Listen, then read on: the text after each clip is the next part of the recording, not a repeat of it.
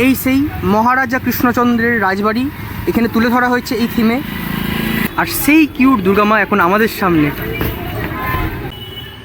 অপূর্ব সুন্দর কিন্তু লাগছে এখানকার মণ্ডপসজ্জা, যেটা কিন্তু একদম প্রাকৃতিক উপায়ে তৈরি করা হয়েছে। কারণ এখানেও কিন্তু লেখা আছে প্যান্ডেলের ব্যবহৃত উপকরণ এই সমস্ত কিছু।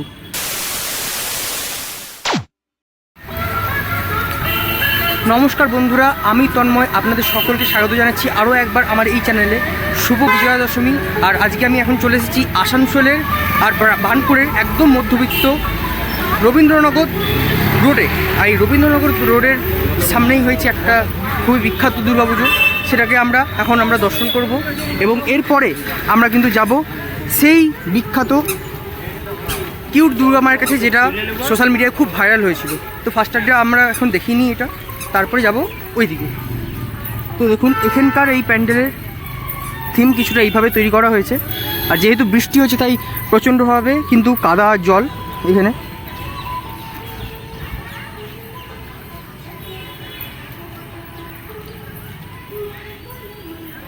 এখন আমরা দাঁড়িয়ে আছি আসানসোল বার্নপুর রোডের মাঝখানে রবীন্দ্রনগর রোড, যেখানে এই বছরের থিম সৃজন বা প্রাকৃতিক সৃষ্টি, যেটাকে তুলে ধরা হয়েছে পুরোপুরি প্রাকৃতিক উপায়ে। যেটা হচ্ছে এখানে লেখাই আছে খেজুরের ছাল, তাল পাতা, নারকেল খোলা, নারকেলের ছোবড়া থেকে শুরু করে সব কিছু, যেটা আপনাদেরকে এখন দেখিয়ে দিচ্ছি, আপনারা পড়ে নেবেন আস্তে আস্তে। সেই সব দিয়ে কিন্তু এই মণ্ডপ সজ্জাটাকে কিন্তু সুসজ্জিত করে তোলা হয়েছে। তো আমরা এখন আস্তে আস্তে এগিয়ে যাচ্ছি এই মণ্ডপের ভিতরে, তো আপনাদের সবাইকে দেখাবো। আর যেহেতু এখন বৃষ্টি হয়েছে প্রচণ্ড, তাই প্রচণ্ডভাবে কাদা। আর এখানে কিন্তু এখন লাইট জ্বালানো হয়নি, যেহেতু এখন বাজছে বেলা 3:30 বা 4:45 এইরকম টাইম। তো আমি এখন এই মণ্ডপসজ্জার ভিতরে প্রবেশ করছি। আপনাদের সবার এই মণ্ডপসজ্জাটা কেমন লাগছে অবশ্যই কিন্তু কমেন্ট করে জানাবেন। চারিপাশটা একবার ঘুরে দেখিয়ে দিই। অপূর্ব সুন্দর কিন্তু লাগছে এখানকার মণ্ডপসজ্জা, যেটা কিন্তু একদম প্রাকৃতিক উপায়ে তৈরি করা হয়েছে। কারণ এখানেও কিন্তু লেখা আছে প্যান্ডেলের ব্যবহৃত উপকরণ এই সমস্ত কিছু। বাড়তি কিন্তু আর কিছুই দিয়ে কিন্তু এটা তৈরি করা হয়নি, সব কিছু কিন্তু প্রাকৃতিক উপায়। তো আস্তে আস্তে আমরা মণ্ডপসজ্জার ভিতরে প্রবেশ করছি। আর ভিতরের অ্যাম্বিয়েন্সটা কিছুটা এইরকম।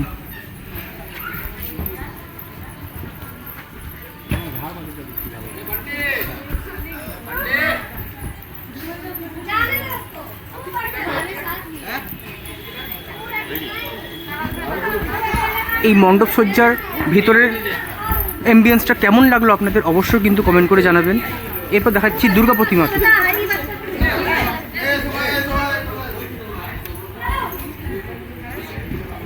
এই সেই দুর্গা প্রতিমা। দুর্গামাকেও কিন্তু অসাধারণ আর অপূর্ব লাগছে। আপনাদের সকলের কেমন লাগছে অবশ্যই কিন্তু জানাবেন।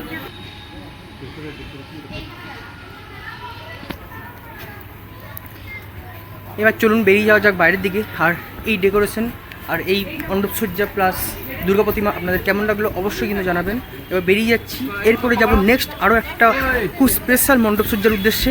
সেটি কিন্তু হচ্ছে আপনাদের সোশ্যাল মিডিয়ায় ভাইরাল হওয়া সেই বিখ্যাত কিউট দুর্গামা। সেই দুর্গামাকে আপনাদের কিন্তু দেখাবো আর আমি নিজেও দর্শন করব। তো চলুন যাওয়া যাক। আর তার আগে দেখিয়ে দিই লাস্টবারের মতো এই দুর্গা মণ্ডপ বা দুর্গাপূজার যে থিমটা, সেটা আপনাদের কেমন লাগলো অবশ্যই কিন্তু কমেন্ট করে জানাবেন। আমার কিন্তু এটা খুবই ভালো লেগেছে, কারণ এটা কিন্তু পুরোপুরি প্রাকৃতিক সৃষ্টি দ্বারা তৈরি কিন্তু করা হয়েছে। তো চলুন এবার যাওয়া যাক পরবর্তী মণ্ডপসজ্জার উদ্দেশ্যে। তো ততক্ষণ এই ভিডিওটার পাশে থাকবেন এবং দেখতে থাকুন অবশ্যই সেই কিউট দুর্গা প্রতিমাকে দেখার জন্য অবশ্যই এই ভিডিওটার সাথে থাকবেন। তো চলুন যাওয়া যাক। নেক্সট আমরা এখন চলে এসেছি রবীন্দ্রনগরে। আর এটা হচ্ছে আসানসোলের আন্ডারেই পড়ে। তো এই আসানসোলে ঠাকুর দেখতে আসার একটাই মেন কারণ, সেটা হচ্ছে সোশ্যাল মিডিয়ায় ভাইরাল হওয়া সেই বিখ্যাত কিউট দুর্গামা। সেই কিউট দুর্গামায়ের কাছে একদিন আমরা চলে এসেছি। কিউট মাকে দর্শন করব, আপনাদের সকলকেও দর্শন করাবো। প্লাস আমরা এখন সেই মণ্ডপসজ্জার বাইরে দাঁড়িয়ে আছি। এখানকার এবার বছরের থিমটা করেছে কৃষ্ণনগরের রাজা মহারাজ কৃষ্ণচন্দ্রের রাজবাড়ি।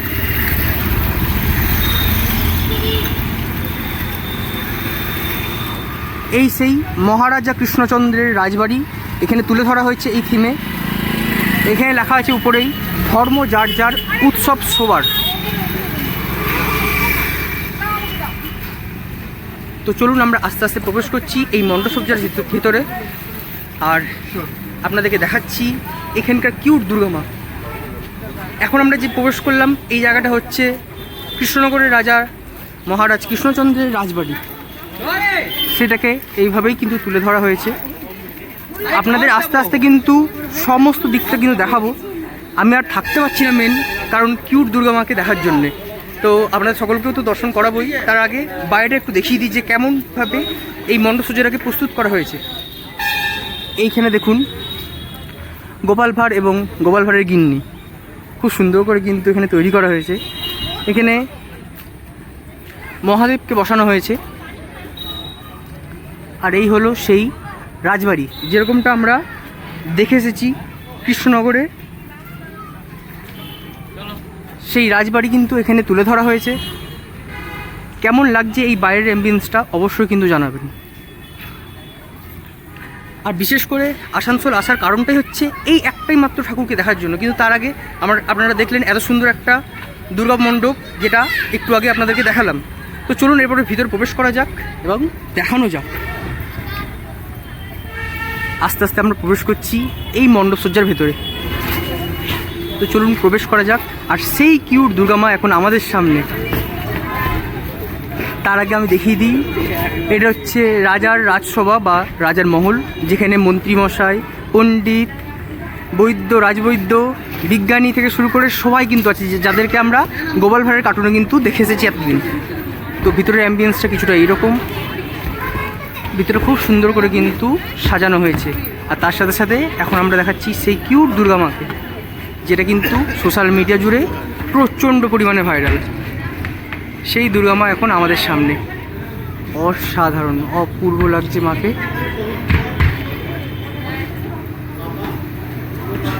আপনাদের সকলের কেমন লাগছে অবশ্যই কিন্তু জানাবেন। আমি ভালো করে কিন্তু এখানে দেখাচ্ছি সেই কিউট দুর্গা মাকে।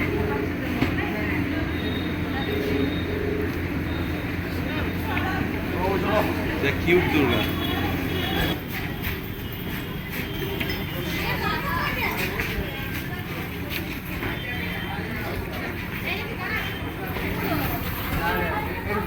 আপনাদের সকলের কেমন লাগলো এই কিউট দুর্গা মাকে দর্শন করার পর, আর এই এত সুন্দর অ্যাম্বিয়েন্সটা তৈরি করার?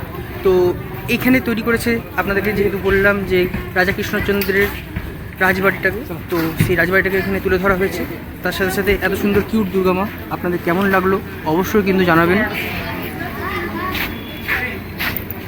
কোনো কথা হবে না, কারণ যতটাই কিউট গণেশ, যতটাই কিউট লক্ষ্মী, ততটাই কিউট মা দুর্গা, সাথে সিংহ, সাথে মহিষাসুর। পাশাপাশি এখানে আমাদের সরস্বতী মা আর কার্তিক রয়েছে। এতটা কিউট যে চোখ ফেরানো যাচ্ছে না।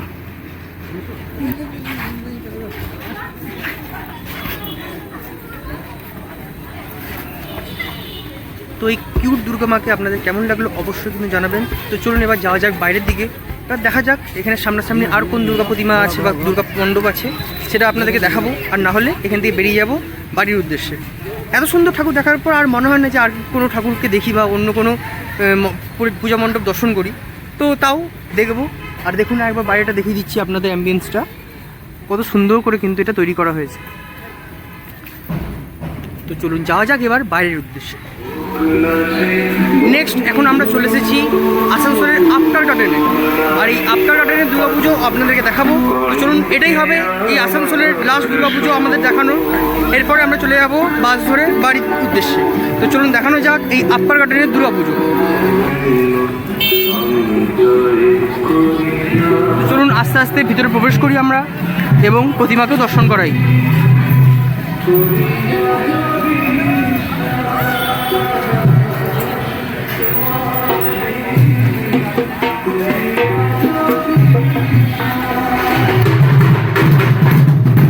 আমরা প্রবেশ করছি আসানসোলের আফটার গার্ডেনের দুর্গাপুজো দেখানোর জন্যে। আর ভিতরের অ্যাম্বিয়েন্সটা কিছুটা এইরকম। আপনাদের কেমন লাগছে অবশ্যই কিন্তু কমেন্ট করে জানাবেন। আমরা আস্তে আস্তে প্রবেশ করছি এই মণ্ডপসজ্জার ভিতরে। এখানে কিন্তু মাকে বরণ করার কাজ চলছে। এই সেই দুর্গা প্রতিমা।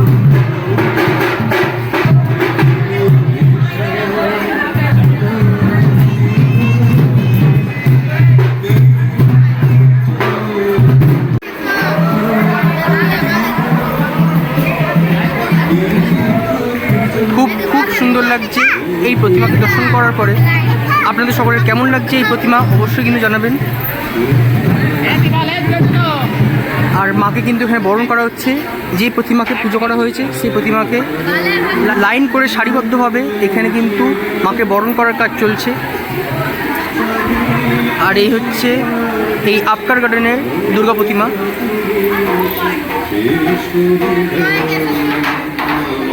আর এটা হচ্ছে সেই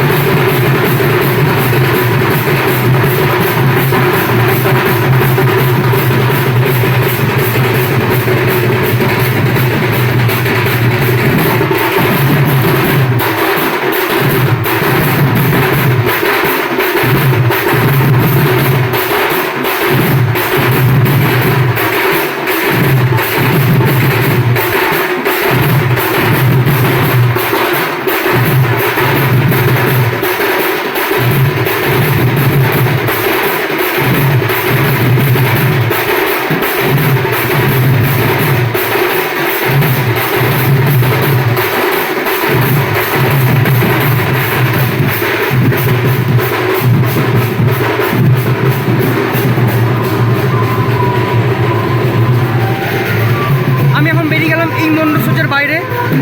তো এই ভিডিওটা আপনাদের কেমন লাগলো অবশ্যই কিন্তু কমেন্ট করে জানাবেন, এবং আপনাদের সকলকে জানাই শুভ বিজয়ের আন্তরিক শুভেচ্ছা ও অভিনন্দন। আপনাদের সকলের পুজো কেমন কাটলো অবশ্যই জানাবেন। আবার দেখা হচ্ছে অন্য কোনো একটা ভিডিও নিয়ে। ততক্ষণের জন্য ভালো থাকবেন, সুস্থ থাকবেন। আপনাদের